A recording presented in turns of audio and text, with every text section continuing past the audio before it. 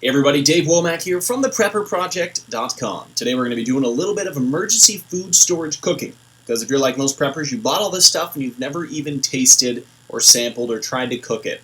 So I decided to put this to the test and give it a little review as well. The pancakes that I made today were purchased from Yolks, and I made a habit to buy a new can of emergency food every time I go there.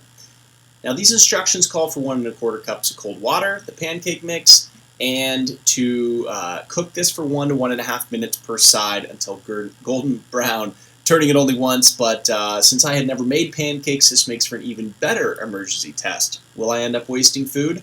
You'll see in a second. I'm using the Coleman camping stove here, even temperature. I recommend it. It's a great stove and you can actually do your daily cooking on it.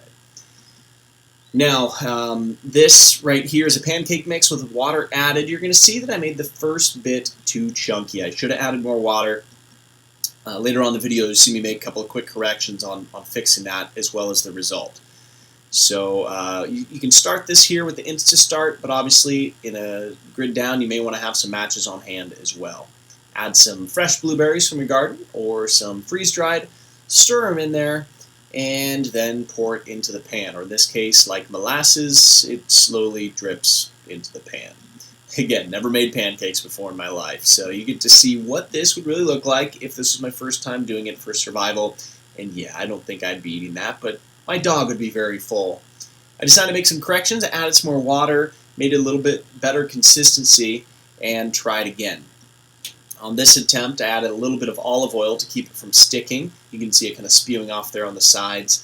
And my skillet was still a little bit too hot, and of course, that results in a very nasty tasting pancake. Last but not least, we tried one more time. I cooled it down, and I only had each side for a minute. As you can see, we had a perfect golden brown pancake.